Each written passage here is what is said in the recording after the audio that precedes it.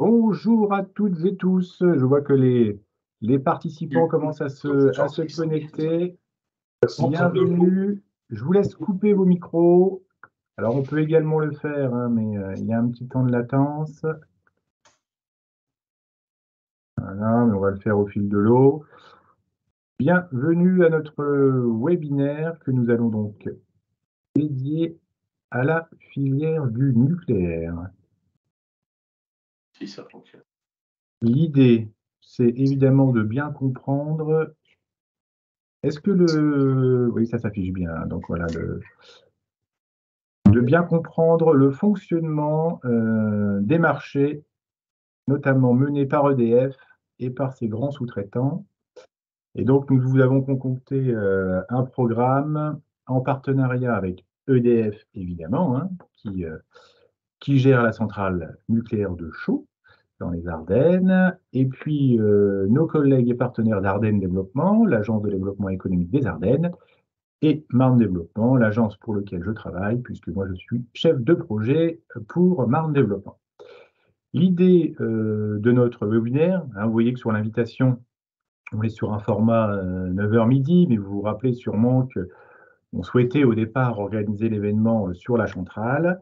Les événements, notamment le contexte international au niveau de la sécurité, tout cela fait en sorte que nous pouvons maintenir l'événement en physique et nos participants, nos intervenants ont accepté bien gentiment de maintenir l'événement en mode webinaire.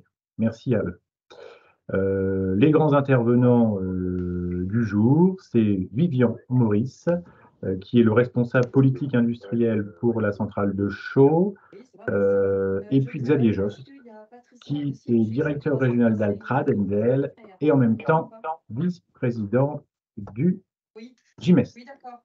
Bonjour à vous tous. Bonjour. Bonjour. Bonjour. Donc, l'idée, c'est que vous puissiez, vous, entreprise ardennaise ou marnaise, intéressée par les potentiels et les potentialités de la filière du nucléaire, poser vos questions. Donc, on va utiliser au maximum l'outil conversation, voire questions et réponses.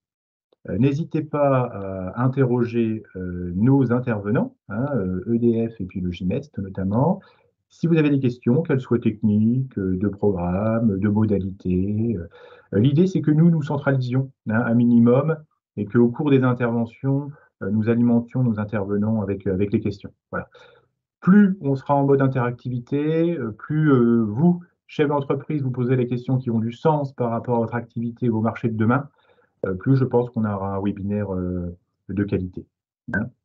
Voilà ce que je voulais vous dire. On part sur 1h30 et je vais de suite laisser la parole à Johanna Gobi, qui est la directrice générale de Marne Développement, qui présentera les activités des deux agences qui se ressemblent sur un certain nombre de points. Johanna, à toi la parole. Voilà, je débloque le micro. Bonjour à toutes et à tous. Alors, un grand merci pour commencer à EDF et puis aux équipes qui ont organisé l'événement. Effectivement, on a souhaité, au vu du nombre d'inscriptions et au vu du sujet qui monte et qui évidemment intéresse beaucoup d'entreprises, que ce soit dans la Marne ou dans les Ardennes, on a souhaité maintenir au moins en distanciel cet événement en espérant qu'on puisse se réunir à nouveau dans des questions plus conviviales. Juste un petit mot d'introduction pour rappeler effectivement. Alors d'une part, la région Grand Est dispose maintenant de 9 agences de développement économique sur l'ensemble du territoire. Ce matin, c'est le premier événement qu'on organise en partenariat entre Ardennes Développement et Marne Développement.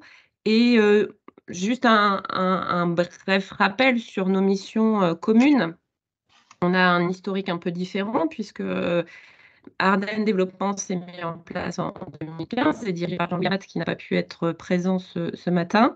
Marne Développement s'est mise en place en 2020. Donc on a quelques années de différence et on a un président commun qui s'appelle Benoît Mercier.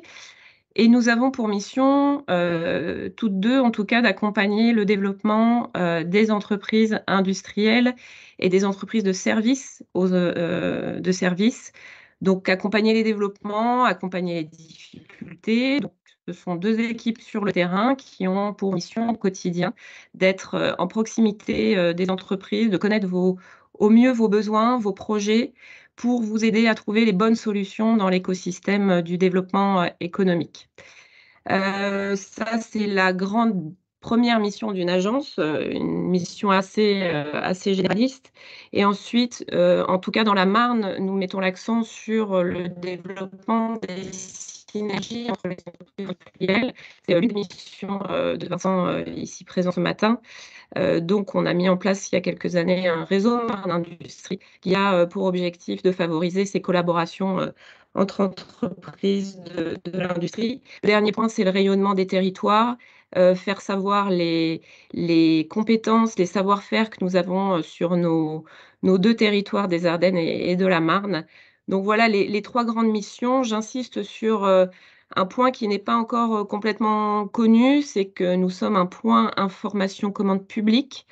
Nous travaillons avec la région Grand Est sur ce sujet.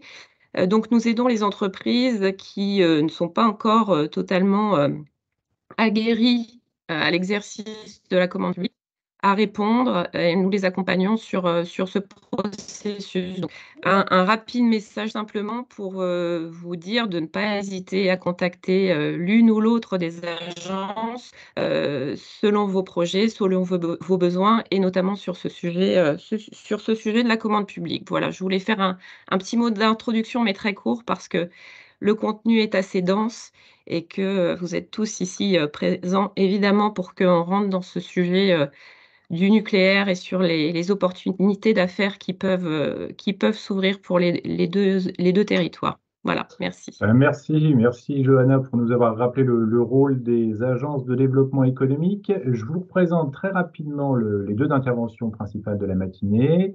Donc à 9h40, donc autant dire tout de suite, Vivian Moritz, qui est responsable politique industrielle EDF, nous informera concernant les centrales nucléaires de Chaux, mais également celles de Nogent-sur-Seine. Certains industriels sont aussi près de Nogent-sur-Seine que de Chaux parmi les participants. L'idée, c'est de voir les enjeux pour les centrales. Vous savez bien que ce sont des marchés qui vont repartir de plein pied avec des nouvelles constructions et de la maintenance. L'idée, c'est de comprendre comment on travaille en centrale, quelles sont les accréditations, quelles sont les périodes d'arrêt, et donc c'est là où il y a beaucoup de maintenance et d'intervention, et puis le processus d'achat. Avec Vivian, nous partons sur une intervention d'1 heure, tout compris, c'est-à-dire compris vos questions et vos réponses. C'est pour ça que je reviens sur ce sujet-là. On a besoin de vous pour alimenter la conversation. Alors évidemment, on aura quelques questions aussi pour donner un peu du liant, animer le webinaire, mais n'hésitez surtout pas à faire part de vos remarques et interrogations. Et puis ensuite, c'est Xavier, Xavier Jost, qui a deux casquettes et qui présentera le GIMEST en tant que vice-président. C'est une association dont le rôle est d'accompagner les industriels qui travaillent dans le milieu du nucléaire, notamment en Grand Est pour le GIMEST. Et puis il est également industriel lui-même, puisqu'il est directeur régional d'Altrad. Et on a trouvé intéressant d'avoir sa vision, notamment sur la partie soudage et mécanique au niveau régional, un petit zoom sur une activité industrielle. Et puis Vivian nous fera le mot de conclusion par rapport à ce qui s'est dit, par rapport aux échanges que nous aurons eus. Nous pourrons vous diffuser le diaporama notamment d'EDF, sans souci par rapport à ça. Et je laisse la parole de suite à Vivian. Bonjour à toutes et à tous. Déjà, tout d'abord, un grand merci à vous pour votre disponibilité. Je tiens particulièrement à remercier les collègues d'Ardennes Développement et de Nord Développement, avec qui nous avons préparé, qui sont à l'initiative de l'organisation de cet événement, qui malheureusement ne peut pas se réaliser sur le site de Chaux, pour des raisons qui vous ont évoquées, compte tenu du contexte sécuritaire international et national. Les interventions et les visites sur les centrales nucléaires de manière générale en France, pour le moment, sont suspendues jusqu'à nouvel ordre. C'est pour ça qu'on passe dans ce format ce matin. Et encore une fois, un grand merci à vous d'avoir organisé ce type d'événement. Et puis merci à Xavier Jost qui interviendra juste après moi. Moi, je souhaitais évoquer avec vous un peu 3 points sur finalement comment travailler en centrale nucléaire. Donc, moi, ma mission, tout d'abord, je m'appelle Vivien Maurice, je suis ce qu'on appelle responsable de la politique industrielle. Donc, c'est quoi? C'est une fonction qui existe sur chaque centrale nucléaire en France. Donc moi, j'appartiens à l'équipe de direction de la centrale de Chaux et j'ai en charge de manière synthétique les relations entre EDF et tous les partenaires industriels qui travaillent à l'intérieur de la centrale nucléaire. Les 3 points que je voulais évoquer finalement avec vous ce matin, c'est peut-être le premier point qui est de vous présenter encore une fois de manière, un peu synthétique ce matin, mais comment faisons-nous pour travailler, sur une centrale nucléaire? Devons-nous disposer, ce qu'on appelle dans le jargon, d'un système de qualification, c'est-à-dire d'autorisation particulière ou pas, pour pouvoir travailler sur une centrale nucléaire? Donc ça, c'est le premier volet que j'évoquerai avec vous. Le deuxième sera plutôt, basé autour du programme industriel, donc pour vous expliquer un peu, puisqu'on a fait un focus sur les centrales de Nogent, sur Seine et de Chaux. Néanmoins, on a un fonctionnement que vous expliquera Xavier Jost, qui est régional au niveau du Grand Est, puisque nous travaillons de manière très étroite entre Cattenom, Nogent, Chaux et Fessenheim. En tout cas, là, le sujet était de présenter les arrêts de tranche de Nogent et de vous expliquer quels sont finalement sur nos centrales les besoins en sous-traitance qui sont les plus demandés. Et puis le troisième sujet sera plutôt sur le processus achat, comment ça fonctionne, pour répondre à un appel d'offres. Donc je vous présenterai ces 3 points-là. Surtout, n'hésitez pas, comme ça a été dit tout à l'heure, à poser vos questions au fil de l'eau. Vincent reprendra la main pour synthétiser ces questions-là, mais bien entendu, l'objectif est que ce soit interactif entre nous. Donc je suis complètement à votre disposition pour répondre à vos questions. Le premier sujet, je vais essayer de vous synthétiser, c'est ce qu'on appelle le système de qualification du nucléaire. Donc je ne vais pas vous lire l'intégralité du slide. Ce qu'il faut comprendre, c'est qu'en fait, au sein d'EDF, nos exigences en termes d'assurance qualité font que quitter dans une centrale nucléaire qui est réalisée, dont les prestations ont un lien directement avec la sûreté de nos installations, la sûreté nucléaire. Pour revenir plus tard sur ce terme si vous le souhaitez, mais toute activité de maintenance qui présenterait un lien direct avec la sûreté de nos installations, eh bien pour faire ce type d'activité, l'entreprise qui est titulaire du contrat pour faire cette activité, doit être qualifiée. Qualifiée, ça veut dire quoi? Ça veut simplement dire que l'entreprise EDF a reconnu que l'entreprise était apte à réaliser des travaux sur une centrale nucléaire en lien avec la sûreté de nos installations.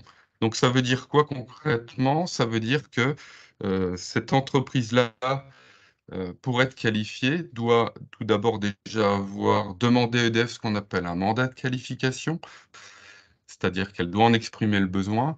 Et à EDF, on a des entités en région parisienne qu'on appelle l'unité technique opérationnelle. Peu importe, c'est-à-dire c'est toute une série d'inspecteurs et de contrôleurs qui viendront vérifier que les dispositifs d'assurance qualité, que l'entreprise dispose d'une assurance qualité, de mode opératoire, d'une organisation pour gérer la qualité dans son entreprise, et viendra donc auditer ces éléments et viendra aussi auditer ces éléments au sein même de votre entreprise. Vivien, Donc ça, ce processus peut prendre Vivien, tu m'entends? Vivien, tu m'entends? et les entreprises. Oui, Est-ce que tu m'entends, Vivien? oui, oui. Je me permets de te couper, hein, désolé. Est-ce que tu peux nous donner 2 exemples de prestations en lien avec la sûreté et 2 types d'interventions qui, elles, ne sont pas en lien avec la sûreté? Oui, j'y arrive. Ouais. Donc en fait, le premier point, c'est pour terminer ce processus de qualification, je viens de vous l'expliquer, si c'est une activité en lien avec la sûreté. Une activité en lien avec la sûreté, c'est par exemple toute activité qui concourt directement à remettre en cause la capacité du matériel, de nos matériels sur une centrale nucléaire à assurer leur système en conduite, ce qu'on appelle en situation un peu dégradée. C'est-à-dire que toutes les interventions qui vont se faire dans le bâtiment réacteur, autour d'un réacteur nucléaire, autour de tous les systèmes mécaniques qui permettent d'assurer le fonctionnement du réacteur nucléaire. C'est ce qu'on appelle des activités à enjeu sûreté. Par exemple, si vous intervenez sur des pompes, sur des tuyaux qui touchent directement le réacteur nucléaire ou les circuits connectés au réacteur nucléaire, vous êtes en lien avec une activité à enjeu sûreté de nos installations. Donc pour faire ça, vous devez être qualifié. Le premier point sur ce sujet, j'expliquerai juste après une activité qui n'a pas d'enjeu sûreté. Si vous travaillez sur ce type de matériel à enjeu sûreté, vous devez être qualifié pour être ce qu'on appelle titulaire du marché. C'est-à-dire que si une entreprise X a le marché pour travailler et pour faire de la maintenance sur le réacteur nucléaire, elle doit bien entendu être qualifiée. Néanmoins, et ça c'est quelque chose qui est très important, elle peut tout à fait faire appel à un sous-traitant, c'est-à-dire à une autre entreprise, qui elle n'est pas qualifiée, d'accord? Et cette entreprise peut quand même travailler sur du matériel en lien avec le réacteur nucléaire ou ses systèmes annexes. Pour aller un peu plus loin dans ce type d'explication, ça veut dire que si vous avez une entreprise X qui est qualifiée, qui vient travailler sur, par exemple, de la maintenance de pompe dans le bâtiment réacteur, elle doit être qualifiée, puisque ça présente un enjeu sûreté. Néanmoins, elle peut faire appel à un sous-traitant, une entreprise qui peut-être présente dans ce webinaire. Par contre, cette entreprise titulaire qui fait appel à vous en tant que sous-traitant sait que vous n'êtes pas qualifié, le fait savoir à EDF, au travers d'un formalisme particulier. Néanmoins, cette entreprise titulaire devra s'assurer auprès de vous que vous disposez de l'assurance qualité nécessaire pour pouvoir réaliser les activités qui vous seront confiées par elle. Il devient donc de la responsabilité de l'entreprise qui est titulaire de marché et à elle seule de vérifier que les exigences qu'elles vous demanderont et qui lui sont demandées en tant qu'entreprise qualifiée seront bien réalisées et traduites par vous sur le terrain. Ouais, très Donc bien, ça, c'est Vivian. quelque chose d'important. Vivian, en termes de volume, combien d'entreprises sont titulaires sur une centrale comme celle de Chaux? C'est une dizaine, c'est plus? Ça représente quel volume? Alors, si on veut être très précis, aujourd'hui, on a exactement 43 entreprises titulaires permanentes, tous secteurs confondus, qui travaillent sur le CNPE de Chaux. D'accord. Il y en a bien entendu beaucoup plus qui viennent en sous-traitant ou pendant les arrêts de tranche qu'on évoquera juste après. Il y en a beaucoup plus.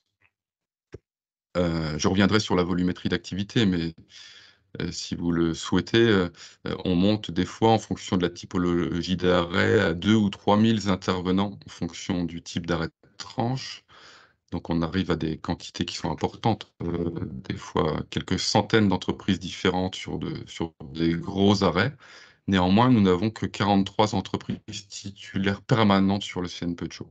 Ouais. Ça veut dire, Voilà, Vivian, ça que c'est un point qu'il faut quand même avoir en tête, c'est-à-dire, oui, ouais, je disais, ça veut dire, Vivian, que 43 titulaires et une centaine d'entreprises qui interviennent, tu as 60 entreprises qui finalement interviennent via le biais d'un titulaire. C'est comme ça, on peut schématiser comme ça? alors en réalité, il y en a beaucoup plus sur des arrêts denses, mais l'approche est quand même celle-ci. C'est D'accord. exactement ça, Vincent. Donc ça, c'est important quand même de comprendre que même si votre activité est en lien avec la sûreté, vous pouvez tout à fait, même si vous n'êtes pas qualifié, intervenir pour le compte d'une entreprise qualifiée au sein d'une centrale nucléaire. Après, il y a un deuxième volet, comme l'a évoqué Vincent, qui est de dire les activités qui n'ont pas de lien direct avec la sûreté nucléaire. C'est-à-dire que même si nous sommes sur une centrale nucléaire, on va se tromper, une très, très, très grande majorité de nos activités ont un lien avec la sûreté nucléaire de nos installations, bien entendu. Néanmoins, vous avez des activités qui n'ont pas de lien direct avec la sûreté nucléaire. Je donne un exemple, parce qu'il est assez facile à comprendre. Si vous raisonnez, j'avais eu l'échange il n'y a pas très longtemps, mais une entreprise qui souhaitait intervenir, c'est-à-dire faire du remplacement de tuyauterie, faire du soudage sur le circuit d'eau potable de la centrale. Vous voyez qu'il y a un énorme circuit, le circuit d'alimentation en eau potable. le circuit d'alimentation en eau potable, je schématise, est une activité qui est bien entendu importante, mais qui ne présente pas d'enjeu direct avec la sûreté et le fonctionnement des réacteurs nucléaires. Donc dans ce cadre-là, la prestation qui est demandée n'est pas en lien, n'a pas d'impact sur la sûreté nucléaire. Et donc, à ce titre-là, l'entreprise n'a pas besoin d'être qualifiée, c'est-à-dire d'avoir la reconnaissance par nos services nationaux d'EDF de son aptitude à réaliser de manière seule des activités de maintenance sur une centrale nucléaire. C'est clair, Vivian. Voilà. Merci. On a une question de Roch Baumier. Merci, Roch, qui demande la liste des entreprises qualifiées est-elle disponible en source ouverte? C'est du data qui se transmet, ça ou pas? La liste des 43, notamment sur Chaud. Alors, je vais juste donner 2 points. Le premier, c'est que nous avons sur le site 43 entreprises permanentes. Ces 43 entreprises permanentes ne sont pas toutes qualifiées parce que, comme je vous l'ai expliqué, il y a des activités qui travaillent, des entreprises qui travaillent sur la centrale dont le travail au quotidien n'a pas nécessairement d'enjeu avec la sûreté des réacteurs nucléaires, néanmoins leur activité est extrêmement importante. Pendant des phases d'arrêt de tranche, comme je l'expliquais, on a d'autres entreprises qui viennent de manière ponctuelle pendant nos arrêts de tranche pour faire des travaux qui sont dédiés lorsque le réacteur est à l'arrêt. Et dans ces cas-là, on a des entreprises qui sont qualifiées, mais qui viennent uniquement quelques semaines pendant des phases d'arrêt de tranche. Par contre, pour répondre à quand même la question, c'est que bien évidemment, nous disposons de l'intégralité de la liste des entreprises qualifiées sur une centrale nucléaire, bien entendu. Sur une centrale nucléaire, mais de manière générale au niveau du parc nucléaire. Et c'est diffusable? Comment? C'est diffusable ou pas? Ce qu'on peut faire, je préfère peut-être le... Bien entendu, tout est diffusable, par contre, il faut un minimum d'accompagnement et de compréhension. Oui, c'est un contact qualifié. Ça me permet peut-être d'anticiper une question qu'on pourra avoir. Ce que moi, je vous propose au sein de ce webinaire, c'est de dire que si certains industriels, en tout cas, marquent un intérêt pour aller plus loin ou mieux comprendre ce que je suis en train de vous expliquer de manière un peu synthétique, pour comprendre quelles sont les entreprises qualifiées, peut-être la mise en relation, les contacts de ces industriels pour prendre contact avec eux, pardon. Moi, ce que je vous propose, c'est si certains d'entre vous sont intéressés, c'est peut-être à l'issue de ce webinaire et surtout lorsque les conditions sécuritaires le permettront, c'est-à-dire plutôt l'année prochaine, je pense, de pouvoir organiser avec vous, bien entendu, avec les collègues d'Ardennes et Marne Développement, une visite de nos installations et peut-être aller plus loin pour mieux comprendre notre fonctionnement et mieux comprendre ces industriels qualifiés, comment être mis en relation avec eux, quelles sont les entreprises concernées. Voilà, ça permet de répondre de manière générale à cette question. Nous sommes tout à fait disponibles pour organiser sur le site une visite et aller plus loin dans vos éléments. Tout simplement, le sujet n'est pas de dire je ne souhaite pas envoyer une liste d'entreprises qualifiées, mais il faut l'accompagner parce que c'est une entreprise qualifiée, ça fonctionne avec des segments de qualification. Enfin, la lecture n'est pas forcément très évidente si très clair, elle n'est pas accompagnée. C'est très clair, c'est très clair. Et puis merci, oui, on pourra envisager un épisode 2 en 2024 pour les entreprises qui souhaitent avancer. On ne te met pas plus en retard, on est au slide 3 et puis ça fait déjà un petit quart d'heure qu'on a commencé. Alors je te laisse avancer. Donc finalement, ça c'est juste un slide pour vous expliquer que si une entreprise souhaite être qualifiée, finalement, c'est ce que je vous expliquais, eh ben, vous voyez autour de la table qu'il y a énormément de représentants au niveau d'EDF qui vont venir, donc je ne vous les commande pas, mais qui vont venir observer et évaluer sur une période de 12 à 18 mois si vous êtes apte à être reconnu, qualifié, rang 1, c'est-à-dire titulaire de marché pour travailler sur des activités de maintenance qui présentent un enjeu sûreté sur nos installations. Ce qui me permet de dire d'ailleurs, je ne vais pas m'avancer, mais ce qui me permet de dire qu'aujourd'hui, le EDF n'est pas dans une posture de dire je cherche absolument à qualifier un maximum d'industriels. Aujourd'hui, sur le parc nucléaire français, il y a 750 entreprises qualifiées, tous segments confondus, qui travaillent pour la filière nucléaire. 750 entreprises qualifiées.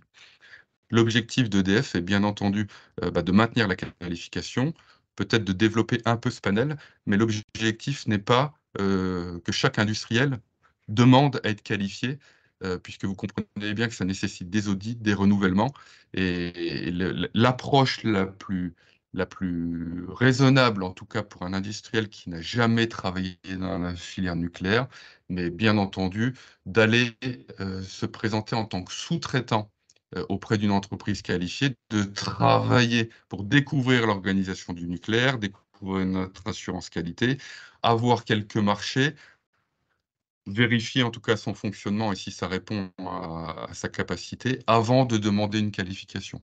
Donc demander une qualification tout de suite à un industriel qui finalement n'a quasiment jamais travaillé sur une centrale nucléaire n'est pas la bonne approche pour être synthétique. Il faut mieux débuter par de la sous-traitance. Voilà. Donc finalement, si je reviens sur l'expression en sous-traitance, là, retenez de manière générale qu'un sous-traitant n'a pas d'obligation à être qualifié, sauf dans quelques cadres très spécifiques, mais que je vous propose de ne pas évoquer, puisque ce sont des points très singuliers dans l'organisation. Finalement, sur les métiers en sous-traitance, on trouve finalement, on a 13 métiers au sein d'une centrale nucléaire, qui est sur 3 domaines principaux, pour lesquels on fait appel à de la sous-traitance, côté métallurgique, électromécanique, la partie qu'on appelle logistique industrielle et génie civil.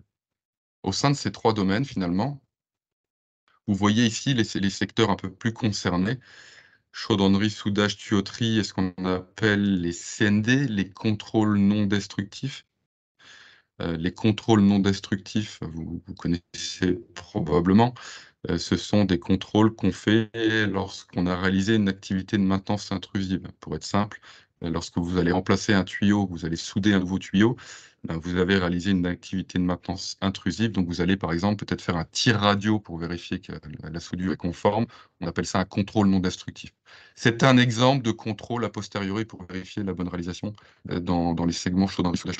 Deuxième secteur sur les plutôt de manière générale électromécanique, puisque la sous-traitance est principalement axée sur de la maintenance en électricité générale, en automatisme, sur le vérification et le contrôle de nos systèmes de régulation sur une centrale nucléaire, sur la partie instrumentation, la partie capteur, vérification de l'étalonnage de nos systèmes de mesure, sur la partie mécanique au sens large, machine tournante, maintenance de nos matériels tournants. Quand j'entends matériel tournant, vous le comprenez bien, ça peut être des pompes, ça peut être des ventilateurs, c'est tout ce qu'on appelle les machines qui tournent.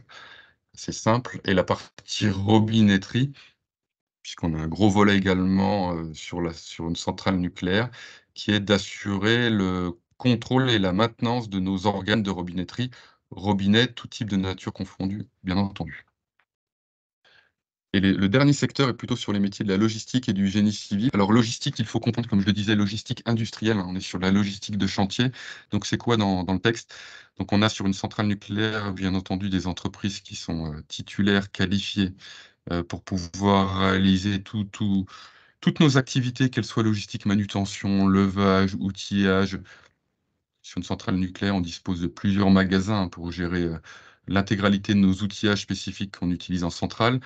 Nos mots PDR, qui veut dire dans le jargon pièces de rechange, puisqu'on a toute une organisation autour de la gestion, la mise d'ISO, tenue, confinement, c'est tout le matériel, les équipements de protection individuelle, les tenues, ce qu'on appelle tout le matériel corporel pour pouvoir travailler, et confinement, c'est tout ce qui tourne autour de la maîtrise du confinement de nos chantiers qui peut être basé autour, lorsqu'on fait une activité sur une centrale nucléaire, bien entendu, il faut baliser son chantier, bien entendu, il faut pouvoir peut-être poser des sas pour confiner les travaux de maintenance au strict espace nécessaire pour pouvoir le faire. Bref, c'est maîtriser que notre chantier est correctement préparé, correctement. On a également tout un autre volet sur le maintien en propreté de nos installations, donc qui peut être aussi ce qu'on appelle de manière générale le nettoyage d'une centrale nucléaire, avec des exigences qui sont quand même assez fortes. Toute la partie échappe-calorifugeur, puisqu'on a également toute l'équipe logistique d'échafaudeurs, de calorifugeurs, d'écolorifugeurs qui est importante. On est partie serrurerie, puisque ça peut paraître peut-être anecdotique, mais toute cette partie serrurerie, petite métallerie est quand même très importante dans une centrale nucléaire. Le génie civil, vous le comprenez assez facilement, toutes les activités de modification, d'évolution, de construction de nouveaux bâtiments, puisque dans une centrale nucléaire, même si on existe depuis quelques années, on est amené d'année en année de faire évoluer certaines exigences et donc de créer comme c'est le cas actuellement de nouveaux bâtiments, ou de contrôler le génie civil des bâtiments existants. Et puis la peinture et le revêtement industriel, qui est une partie assez importante sur une centrale, parce que dans le nucléaire, on vise forcément l'excellence au quotidien. Et quand on dit viser l'excellence au quotidien, c'est que pour vous donner un exemple, dans une centrale nucléaire, si vous intervenez et que vous devez poser un échafaudage, bien sûr, l'échafaudage doit être posé sur des patins pour ne pas abîmer le sol. Je donne simplement cet exemple pour vous montrer que les revêtements industriels, qu'ils soient muraux au niveau du sol, les peintures, doivent toujours être dans un état irréprochable et excellent. C'est pour cette raison qu'on a aussi un gros volet autour de la remise en peinture et s'assurer que les revêtements industriels au sens large sont toujours à un très haut niveau de propreté. Voilà, ça c'était juste pour vous donner les quelques grands secteurs pour lesquels la sous-traitance est la plus sollicitée. Ce qui est important de retenir quand même, moi je souhaitais attirer votre attention là-dessus, finalement sur les besoins d'EDF en termes de sous-traitance locale, ce qui est important finalement de retenir, c'est que, vous l'avez compris, on a des entreprises titulaires qualifiées de marché qui travaillent sur tous ces secteurs et qui ont besoin, soit de manière pérenne, puisqu'on a des titulaires qui sous-traitent une partie de leurs activités tout au long de l'année, d'autres de manière ponctuelle, enfin, en fonction de l'activité, en fonction du choix de l'entreprise. Néanmoins, le fait pour une entreprise qui est titulaire d'un marché de pouvoir faire appel à de la sous-traitance, ça a quand même quelques avantages qui sont significatifs pour elle. La première, c'est une réactivité, puisque on peut tout à fait, lorsqu'on est sur des périodes denses, principalement d'arrêt de tranche, c'est intéressant pour un industriel qualifié permanent sur un site, de pouvoir aussi avoir dans son panel de sous-traitants des entreprises qui peuvent répondre de manière rapide aussi. L'industriel sait le faire, bien entendu, mais peut-être à des évolutions ponctuelles ou à des pics de charge. Ça lui permet aussi d'avoir des bases locales. C'est-à-dire d'avoir des gens qui sont dans le département ou dans la région et qui peuvent aussi venir sur le site de manière assez réactive. Bien évidemment, il y a toute une partie de frais qui est tout à fait réduite. C'est important de se le dire, hein, sur les frais d'hébergement et de transport, puisque dans une centrale nucléaire, si un industriel titulaire fait appel à un sous-traitant qui est à l'autre bout de la France, comprenez bien entendu que ça génère aussi pour eux des frais supplémentaires. Des entreprises qui sont connues dans la région, et puis une distance qui est plutôt faible, ça rejoint ce que je viens de vous dire.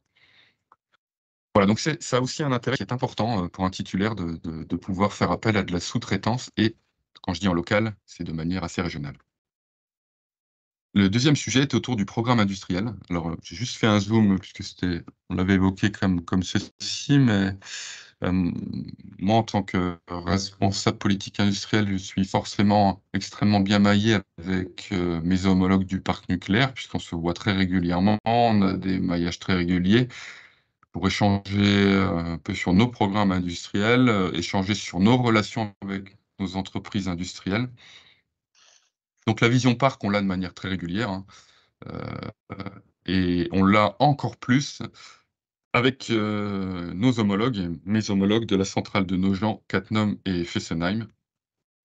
Et donc, pour répondre à votre question, vous voyez ici finalement le programme industriel des arrêts de tranche de Chaux et de Nogent. Alors, Chaux et Nogent, c'est une boîte nucléaire, donc on appelle ça la tranche 1 et la tranche 2. La tranche 1, de manière synthétique, veut dire la tranche nucléaire numéro 1, c'est-à-dire réacteur numéro 1, et la tranche 2 veut dire réacteur numéro 2, tout simplement. Et au sein par exemple, de la tranche 1, vous voyez en bleu, par exemple, pour vous commenter, mais je pense que vous l'avez compris, sur le CNPE de Chaux, le 6 juillet, nous n'avons pas d'arrêt de tranche actuellement, hein, sur le site de Chaux, et vous voyez actuellement...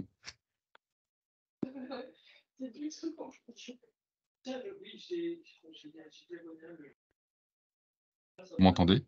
Alors, Vivian, on t'entend. Il y a eu une petite coupure, mais c'est pas bien grave. Tu peux reprendre. Hein, tu peux reprendre. Ok. Donc finalement, vous voyez que sur la tranche 1 de Chaux, vous avez la date des arrêts de tranche qui est marquée ici. Il y a juste une date qui a évolué, je m'en excuse, je viens de le voir dans le slide.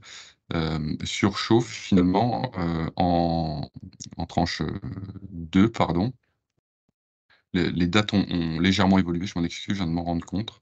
Ce qui veut dire que sur chaud, en tranche 2, pardon, il y a une erreur dans le document, je vais la corriger. En tranche 2, l'année prochaine, sur chaud, nous avons uniquement un programme d'arrêt. Nous avons 2 arrêts. Un arrêt qui est prévu le 23 février 2024 et un autre qui est prévu le 6 juillet 2024. Je m'excuse, je mettrai à jour Non, ces 2 dates uniquement c'est pour pas chaud grave, Vivian. en C'est pas grave. Ouais, 2024. Et sur les on a autres deux dates, elles sont questions. correctes. On a deux Donc questions. Vivian, tu m'entends? Oui. En fait, on a une date de début, c'est ça, et on n'a pas la possibilité d'avoir une durée potentielle. Est-ce que c'est comme ça que Bien sûr que si. Ok. Bien sûr que si. Là, j'ai voulu être Non, mais synthétique, mais un la remarque grosse est... maille. C'est les arrêts de quoi? De 2 mois, 3 mois? Globalement, Alors, la réponse, on va être simple. On va raisonner pour chaud et Nogent. À chaud l'année prochaine, nous avons 2 arrêts de tranche. Un qui est prévu le 23 février 2024 pour une durée d'arrêt de 100 jours. D'accord. Un autre qui est prévu le 6 juillet 2024 pour une durée de 35 jours. D'accord? Et sur Nogent, ils ont l'année prochaine simplement une visite partielle qui est d'une durée d'un peu plus de 60 jours, qui est prévue en septembre 2024. Voilà un peu. Ce qu'il faut comprendre, c'est qu'en fait, je vous ai mis la date de début de l'arrêt de tranche, qui est marquée ici. Néanmoins, on a 3 types d'arrêts sur une centrale nucléaire, mais ça, je pense vous le comprenez. Ce qu'on appelle des arrêts simple rechargement. C'est 25 millions d'euros de budget, hein, pour ce type d'arrêt. Ce sont des arrêts qui, globalement, font 1 mois, où on décharge, on remplace le combustible, on redémarre, donc activité de maintenance très faible. Vous avez des visites partielles qu'on réalise tous les 2-3 ans. 50 millions d'euros de budget, globalement, ce sont des arrêts de 60 jours. Et puis, on réalise des visites décennales, mais là, on n'en a pas dans les années à venir sur Chaux ou Nogent. Il y en a une à Cattenom l'année prochaine, qui sont des arrêts d'environ 100 jours. Très bien. Mais je suis tout à fait Vivian dans le document. Je mets d'ailleurs à jour les dates pour Chaux et la durée des arrêts prévus. On enverra le document avec les dates à jour. On a une question, Vivian. Alors, ça va nous remonter un petit peu au slide d'avant. C'est Roch Baumier, hein, qui nous demande, faut-il que le personnel sous-traitant soit nécessairement catégorisé? Y a-t-il des impératifs de sécurité quant au personnel sous-traitant? Déclaration en amont, des éléments sur les nationalités, ce genre de choses. Alors, je vais essayer de donner les grands principes. Ouais. Merci pour la question. Du coup, par exemple, monsieur que j'avais, Jos pourra compléter même par la suite. Mais si aujourd'hui, si vous êtes si vous voulez travailler pour un titulaire, déjà, ce qu'il faut savoir, c'est que c'est l'industriel, c'est l'entreprise qui va déjà travailler ou proposer à un sous-traitant de travailler avec lui. Ce qu'il faut comprendre, c'est que ce n'est pas EDF qui va dire à un titulaire de marché, si on prend le segment, par exemple, les entreprises qui travaillent sur le soudage, Jost est bien mieux placé que moi, ou la chaudronnerie, mais si cette entreprise-là, qualifiée titulaire du marché, c'est, entre guillemets, c'est de sa responsabilité de définir si elle souhaite travailler ou pas avec un sous-traitant. Voilà. C'est pas de la responsabilité. EDF a signé un contrat avec une entreprise qualifiée. Par contre, l'entreprise qualifiée, c'est de sa responsabilité de savoir si elle souhaite ou pas travailler avec des sous-traitants. Ça, c'est un premier point qui est important. Je me répète, le sous-traitant, elle devra vérifier, bien entendu, une série de règles d'assurance qualité pour travailler chez nous. Deuxième point que je peux vous dire, c'est que si par contre une entreprise souhaite travailler avec une entreprise qualifiée, elle doit contractuellement, effectivement, il y a ce qu'on appelle chez nous des actes de sous-traitance, donc c'est un formalisme qui existe, où l'entreprise titulaire contractualise avec son sous-traitant le périmètre de l'activité, le périmètre d'ailleurs également financier, pour votre info, envoie à EDF ces éléments, qui, pour votre info, arrivent d'ailleurs chez moi, et pour lequel on a aussi, on vient, pour être tout à fait clair avec vous, EDF a un droit de regard non pas sur le contenu technique qui appartient au titulaire, enfin à l'entreprise qualifiée, mais on vient quand même vérifier que l'entreprise qui travaille chez nous n'a pas, comment dirais-je, on vient faire quelques contrôles financiers, si vous voulez. Autrement dit, notre direction des achats, EDF, vient checker quelques points de contrôle pour vérifier, pour être simple, que dans l'histoire, à EDF, on n'a pas eu un problème financier contractuel avec l'entreprise. Donc là, c'est un contrôle. Donc ça, c'est quand même un premier point, c'est important de l'avoir en tête, de vérifier qu'il n'y ait pas de litige financier, en tout cas avec l'industriel concerné. Ça, c'est une partie qui est objectivée par EDF. Ensuite, pour aller un peu plus loin, bien entendu, sur les documents, l'assurance qualité, les modes opératoires utilisés pour travailler chez nous, l'échange doit se faire avec l'entreprise titulaire. Pour qu'un sous-traitant puisse venir travailler chez nous, vous avez bien entendu toute une série de contrôles et de formalités administratives à faire. J'entends de contrôle d'accès pour travailler sur une centrale nucléaire. Donc, ce qu'il faut comprendre, tout intervenant qui travaille sur une centrale nucléaire fait l'objet d'une enquête préfectorale et d'une enquête auprès de nos autorités sécuritaires nationales pour vérifier que la personne qui rentre sur un site nucléaire n'a aucun antécédent judiciaire incompatible avec l'exercice de son travail sur une centrale nucléaire.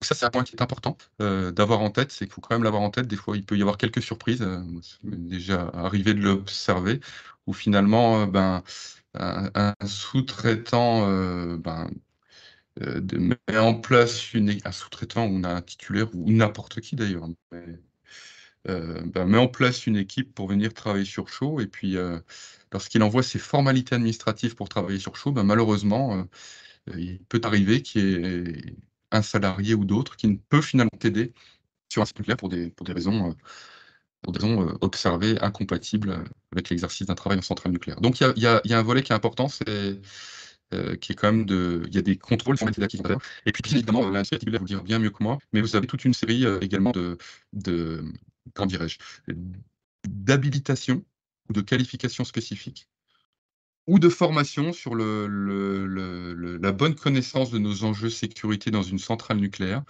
C'est-à-dire qu'en fonction de l'activité que vous pouvez être amené à faire, j'ai expliqué tout à l'heure que vous n'êtes pas obligé d'être qualifié, c'est-à-dire avoir ce label de reconnaissance par nos services EDF pour travailler chez nous. Néanmoins, vos salariés devront se conformer aux exigences du titulaire qui sont les nôtres. C'est-à-dire que, bien entendu, si votre salarié est amené à travailler est amené à être chargé de travaux sur de la maintenance, sur de l'électricité, il devra suivre quelques formations obligatoires pour pouvoir travailler sur une centrale nucléaire, qui sont des formations de type savoir commun du nucléaire niveau 1, niveau 2. Bref, ce qu'il faut juste retenir, c'est que je peux tout à fait vous le transmettre, c'est qu'il existe à EDF un document qui s'appelle le Guide national de l'intervenant, le GNI dans notre jargon, qui est un document. En tout cas, si certains sont intéressés, je peux aussi soit vous l'envoyer même par mail, ça je peux tout à fait vous le transmettre à tous, ou alors vous le commentez si vous avez des réponses plus précises, qui vous dit concrètement, si vous êtes amené un sous-traitant à travailler sur le domaine de la chaudronnerie, de l'électricité, sur la partie nucléaire d'une centrale nucléaire, quelles sont les formations obligatoires que vont viser vos chargés de travaux, vos éditeurs. Donc, de manière précise, pour répondre à votre question, oui, il existe un document assez bien fait, assez synthétique, qu'on transmet aux industriels intéressés pour leur dire exactement les formations à suivre pour pouvoir travailler.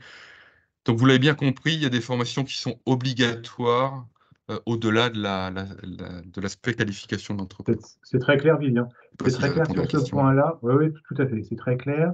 Et puis oui, je pense qu'on peut tout à fait réintégrer le document du GNI avec le diapo, hein. C'est une bonne idée. C'est une bonne idée. Écoute, on te laisse poursuivre le déroulé du diapo. Ouais, le dernier point, le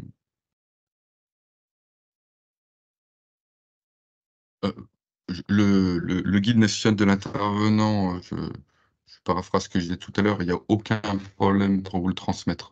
Néanmoins, moi je suis dispo si vous voulez faire une visite sur site à vous le commenter, parce qu'encore une fois, il faut arriver à le comprendre et savoir où on le lit. Donc, il y aura forcément besoin de intérêt, on peut être très précis parce d'accompagnement, parce qu'il est Oui, Ouais, oui, voilà, oui. faut Tout arriver à à le fait. Tiens, comprendre, avant d'enchaîner sur même les s'il est bien fait. achats, avant d'enchaîner sur les achats, on a une autre question de Nicolas Guérin. Merci Nicolas. Notre groupe fournit des pièces à des sous-traitants mandatés dans la maintenance et l'installation de nouvelles installations. Ces sous-traitants nous demandent d'être qualifiés ISO 19433. Cela entraîne des coûts, hein, formation, structure interne à mettre en place. Comment estimer le marché potentiel afin de statuer si nous pouvons nous lancer dans ce type de fabrication, notamment du contrôle, de la structure à mettre en place? En fait, on est sur la question du ROI, hein, le retour sur investissement de la mise en place des formations par rapport au marché potentiel. Donc, comment estimer le marché potentiel afin de statuer si nous pouvons nous lancer? Au-delà des dates d'arrêt de tranche, vous avez évidemment, j'imagine, des lots avec des questions de budget, ce genre de choses, hein, pour un prévisionnel plus détaillé. Ouais, alors je vais essayer de répondre, enfin je vais essayer, c'est pas la question, c'est euh, pour la partie, si j'ai bien compris, on parle de la fourniture de pièces de rechange ou de la mise à disposition, la construction, la fabrication de pièces de rechange pour le compte d'un fournisseur qui livre ces pièces de rechange à EDF. C'est bien ça Je pense que c'est ça. le Nicolas, cadre? eh ben, Oui, Nicolas oui. nous dit que c'est Vous exactement m'entendez? ça. Parfait. Vous Merci. m'entendez? Oui, tout à fait. Ouais. Bah, vous prenez la parole 2 minutes, Nicolas. Dites-nous un petit peu si vous Oui, voulez non, il n'y a développer pas de votre bien sûr. souci. question. Il n'y a pas de souci. Donc, bon, je me présente rapidement, Nicolas Guérin. Je travaille pour le groupe SLF. Nous avons une entreprise dans les Ardennes d'usinage et nous avons d'autres entreprises dans la région Grand Est. Donc, nous sommes un groupe de métallurgie. Nous faisons des pièces de fonderie avec l'usinage et l'assemblage par la suite. Donc, nous sommes mandatés par des sous-traitants actuellement qui travaillent pour EDF et le nucléaire. Pour l'installation, donc de la fabrication de pièces de rechange et de pièces pour les nouvelles installations. Nous avons donc une pression grandissante de ces clients pour être qualifiés ISO pour le nucléaire, mettre en place des structures aussi qui vont nous augmenter un peu les frais en interne. Nous sommes intéressés, par contre, nous n'avons pas beaucoup de visibilité sur le marché potentiel. Alors, je précise, il s'agit de pièces de fonderie, fonderie-fonte. Je sais que c'est déjà un marché qui est relativement petit dans le nucléaire, les pièces de fonderie étant essentiellement des pièces en acier. Et on aimerait quand même arriver à avoir une vision du marché potentiel que cela représente, aussi bien le neuf que la maintenance, le remplacement. C'est très compliqué. Donc, je vous pose la question parce que, Merci effectivement, beaucoup. Ouais. Non, mais merci beaucoup. Ça a vraiment du sens pour votre entreprise. Et évidemment, est-ce que Vivian, vous avez une visibilité? Alors, il y a ce marché-là en particulier, mais après, si on généralise, c'est marché par marché. Quelle visibilité vous avez, calendrier et budget prévisionnel éventuel? Alors, là, je pense que votre question, elle dépasse l'enjeu du CNPE. J'ai bien compris, c'est que c'est certes probablement un raisonnement au niveau national sur la maintenance des sites en exploitation et surtout une prévision ce qu'on appelle le nouveau nucléaire. Mhm. Pour aller plus loin dans votre question, encore une fois, si vous êtes intéressé pour venir sur le site, on peut tout à fait organiser au moins un point ad hoc, puisque on a une filière nouveau nucléaire, EDF. Mhm. Et tous ces besoins d'expression aux fournisseurs, je comprends, qui vous demandent la norme ISO 19433, tout ça est centralisé dans une entité qui s'appelle UTO-DPRL chez nous, EDF à Marne-la-Vallée, qui est la division de prévision logistique des pièces de rechange sur les sites en exploitation et la prévision du nouveau NUC. Je vous dirais simplement que si vous souhaitez venir sur le site, on peut tout à fait, en tout cas, organiser un point d'échange avec le chargé de fournisseur à UTO à Paris, en charge de la maintenance des sites en exploitation et du nouveau NUC sur votre périmètre pour un peu travailler et qu'il puisse vous donner après sa vision. Parce qu'on dit chargé de fournisseur et puis de chaque activité, et c'est bien mieux de travailler avec lui pour, en tout cas, essayer de vous donner une projection un peu pluriannuelle. Ça peut tout à fait s'organiser. Ah bah, je vous remercie, je vous remercie. Oui, oui, je suis tout à fait intéressé. Non, mais c'est pas, en tout cas, je peux pas vous donner les conclusions de son analyse, mais en tout cas, on peut tout à fait l'organiser. Donc, je peux juste, et je clôturerai pour éviter que ça déborde, je peux me rapprocher de vous en dehors de la réunion, naturellement, pour organiser ce type de point, de rencontre. Bah, ce que moi je voulais, oui, après si on oui, bien sûr. Bien Eh sûr. ben, c'est bien. Hein, de toute façon, Nicolas, je pense que vous avez l'adresse mail hein, de Vivian hein, dans les échanges qu'on a fait. Et puis, si vous ne l'avez Oui. pas, voilà. Donc, faites un petit message synthétique pour convenir d'un échange. Hein, on part Ah ben, là-dessus. impeccable. Je vous On remercie, part là- messieurs. Je Non, clôt le merci à débat. vous. Merci Merci à vous. bien. Avec plaisir. On était dans le sujet, il Merci. n'y a pas de problème. Allez, Vivian, Merci. processus achat. Ouais, les quelques minutes qui restent, donc finalement, ce qu'il faut noter, c'est que dans le nucléaire, à date, nous sommes régis par une directive européenne, hein, comme dans beaucoup de sujets, qui veut dire concrètement, aujourd'hui, EDF, je ne vais pas lire ce qui est écrit là-dessus, retenez les quelques grandes lignes que je vais vous dire. C'est qu'aujourd'hui, on a deux types de grands marchés qu'on peut faire sur une centrale nucléaire, c'est-à-dire ce qu'on appelle les, les marchés cadres ou les marchés pluriannuels, c'est-à-dire on a des marchés qui sont renouvelés à une périodicité qui peut être entre 4 et 8 ans avec nos industriels plutôt à 8 ans. D'ailleurs, EDF a fait le choix, et c'est très bien d'augmenter en tout cas cette durée de mandat de contrat, a fait le choix de dire, ben voilà, avec les industriels qui sont titulaires, qui travaillent de manière pluriannuelle avec nous, eh bien, on va travailler sur une période de 8 ans avec eux, contrat ferme, et donc ils sont titulaires, ils disposent d'un contrat pluriannuel, et donc ce sont des permanents qui travaillent avec nous d'année en année. Ça, c'est le premier point. Le deuxième sujet, il est ce qu'on appelle chez nous les contrats cadres. Les contrats cadres, c'est quoi? C'est que EDF a fait le choix de dire, ben voilà, si moi au quotidien, je veux travailler sur le secteur de l'électricité, enfin les segments que j'expliquais tout à l'heure, eh bien EDF a fait le choix de dire, lorsqu'elle propose un appel d'offres pour un contrat cadre veut dire un contrat qui est réalisé au niveau national, mais dont on vient solliciter un industriel, entre guillemets, «à la demande». Je vais m'expliquer. Au lieu de dire c'est un exemple, hein. Au lieu de dire, par exemple, le CNPE de Chaux a besoin de travailler avec un électricien pendant 3 mois sur le site de Chaux et d'ailleurs, et puis 6 mois après a besoin d'un autre électricien, mais va solliciter une autre entreprise, que le CNPE de Chaux a besoin d'un électricien de manière ponctuelle, pareil, même raisonnement, pendant une période de 2 mois.